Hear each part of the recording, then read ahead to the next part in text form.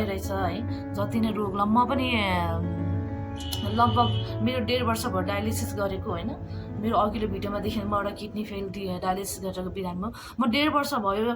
1.5 वर्षमा 1 वर्ष जति त म पनि पुरै कन्ट्याक्टलेस, साथीहरू भाइहरूसँग कन्ट्याक्टलेस, कोहीसँग नबने, फ्यामिलीसँग त्यति नबने, रिसाएर बस्ने, रुने कराउने, मलाई भगवानले किन यस्तो गरिदियो भन्ने, म रुने कराउने, खालि रोएर मात्र बस्ने, हस्पिटलबाट घरबाट हस्पिटल मात्र जान्थेँ है। मेरो दिनचर्या त्यसरी नै बित्यो र लगभग यो 4-5 महिना भयो म अलिकति आफूलाई इम्प्रुभ गर्न थालेको, आफूले आफूलाई एकदम मोटिभेट गर्न थालेको मैले 4-5 महिना भयो होइन। र म अहिले आफूलाई एकदमै फ्रेस फिल गर्छु होइन। मैले खानेकुरामा नै एकदमै कन्ट्रोल गर्न थालेको छु। हामी डायलिसिस बिरामीहरूले चाहिँ सबभन्दा मेन कन्ट्रोल गर्नु भनेको पानीमा, झोल कुरा पानीमा कन्ट्रोल गर्नुपर्ने हो होइन। अरू त ठोस खानेकुराहरू, खानासाना, रोटीसोटी यताउति त हामीले नर्मल त खान मिलिहाल्छ। खाना पनि अब राइसहरू धेरै टन्न खान मिल्दैन होइन। राइसमा पनि पानी हुन्छ। सकेसम्म हामीले चाहिँ खानेकुराहरूमा कन्ट्रोल, पानीमा कन्ट्रोल गर्यो भने हाम्रो शरीरमा त्यति गाह्रो हुँदैन, अलिक फ्रेस नै फिल हुन्छ होइन। त्यो म जस्तै डायलिसिस बिरामीलाई त थाहा छँदैछ होइन। जे हुनु नहुनु भइसक्यो, जीवनमा अघि बढ्नुपर्छ, खुसी हुनुहोस् होइन। म जस्तो बिरामीहरू कतिजना घरबाट पनि बाहिर निस्किनु हुँदैन रहेछ, उहाँहरूलाई अरूको अगाडि फेस गर्नु हुँदैन रहेछ, मिडियामा अपडेट हुनु हुँदैन रहेछ, मैले उहाँको कहानी बुझ्दाखेरि होइन। तर म चाहिँ हिँड्छु, म त यति हिँड्छु कि यति तपाईँले मलाई बिरामी हो भनेर भन्नु हुँदैन। म एक्लै उहाँ कहाँ बनेपासम्म जान्छु, म एक्लै कहाँ हिँडिरहेको हुन्छु, जेसुकै होस् भनेर म हिँड्छु। हिँड्नुपर्छ एकदमै धेरै, अनि घरको कामहरू पनि गर्नुपर्छ हेर्नु होइन। यत्तिकै बिराम भयो भने यत्तिकै चुप लगाएर टुवा परेर रोएर कराएर चिन्ता लिएर बस्यो भने झन् हाम्रो रोग बढ्दै जान्छ। हाम्रो झन् भित्रको एउटा नराम्रो हर्मोनहरू उत्पन्न हुन्छ। त्यो नराम्रो हर्मोन केमिकलले झन् हामीलाई गाह्रो बनाउँछ, शरीरमा अझ नराम्रो गराउँछ होइन। त्यही भएर खुसी हुनुहोस्, जति सक्दो खुसी हुनुहोस् होइन। यो रोगलाई पहिला सुरु चाहिँ आफ्नो खानेकुरामा कन्ट्रोल गर्नुहोस्। खानेकुरामा कन्ट्रोल भने तपाईँलाई शरीरमा गाह्रो हुँदैन होइन। त्यसपछि तपाईँ शरीरमा गाह्रो नभएपछि हल्का फ्रेस हुन्छ, त्यसपछि अलिकति खुसी हुनुहोस्।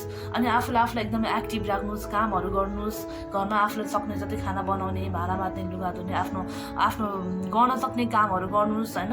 फ्यामिलीहरूसँग हाँसेर बोल्नुहोस्। अब मोबाइलमा पनि राम्रो भिडियोहरू हेर्नुहोस्, मोटिभेट भिडियो हेर्नुहोस्, टिकटक बनाउनुहोस् होइन। काहीँ घुम्न जानुहोस् होइन। आफूलाई गाह्रो नभएको बेलामा घुम्न जानु। थाहा छ डायलिसिस गरेको दिनमा र दिनको भोलिपल्ट हामीलाई एकदमै गाह्रो हुन्छ। तर नभएको बेलामा फ्री टाइम छ भने आफ्नो फ्यामिली अथवा को हुनुहुन्छ उहाँलाई लिएर घुम्न जानुहोस् होइन। अलिक फ्रेस हुनुहोस्, घुम्न राम्रो हरियाली वातावरणमा घुम्न जानुहोस्, फ्रेस हावा खानुहोस्, एकदमै फ्रेस भएर बस्नुहोस्, आफूलाई फ्रेस फिल गर्नुहोस्। अघि बढ्न सक्छ, नर्मल लाइफ पनि हामीले जिउन सक्ने रहेछ। यो 4-5 महिना मैले एकदमै धेरै फिल गरेँ, आफूलाई एकदमै मोटिभेट गरेँ, आफूलाई एकदमै फ्रेस फिल गरेको छु। खाना पनि म अब यस्तो खाना कन्ट्रोल गर्नु भए त म हेल्दी मात्र खानेकुरा, म अनहेल्दी पनि खाइरहन्छु। म 15 दिनको एकचोटि, महिनाको एकचोटि मलाई आफूलाई मन लाग्ने चिज पनि खान्छु म होइन। मन लाग्ने चिज पनि खान्छु म। पानी पनि कन्ट्रोल गर्छु, कहिले पानी धेरै पनि खाइरहन्छु, कहिले कन्ट्रोल गर्छु। हाम्रो त डायलिसिस मिसिन निकालिहाल्छ, हजुर होइन, थाहा छँदैछ होइन। र म चाहिँ त्यही हो, म जस्तो बिरामीहरूलाई भन्न चाहन्छु कि प्लिज तपाईँहरू अघि बढ्नुहोस् होइन। घरको कामहरू गर्नुहोस्, खुसी हुनुहोस्, जिन्दगी गीत सुन्नुहोस्, रमाउनुहोस्, नाच्नुहोस्, सक्छ। तपाईँले आफूले चेन्ज गर्नै पर्छ हेर्नु। अब चेन्ज गर्ने भनेको आफूलाई नै हो होइन। आफूलाई माया गर्नुहोस्, एक्लै हिँड्नुहोस्, एक्लै खानुहोस्, जिन्दगीमा एक्लै रमाउनु सिक्नुहोस्। म त अहिले एक्लै रमाउँछु। म कहीँ जाँदा एक्लै, म होटेलहरूमा गएर पनि रेस्टुरेन्टमा एक्लै खान्छु, एक्लै हिँड्छु, हस्पिटल पनि एक्लै जान्छु, म डायलिसिस गर्न पनि एक्लै जान्छु, कोही साथी चाहिँदैन। अब गाह्रो भएको बेलामा चाहिँ म बोलाउँछु होइन। यो रोगमा चाहिँ कतिखेर के हुन्छ थाहा हुँदैन। तर सकेसम्म म एक्लै हिँड्छु होइन।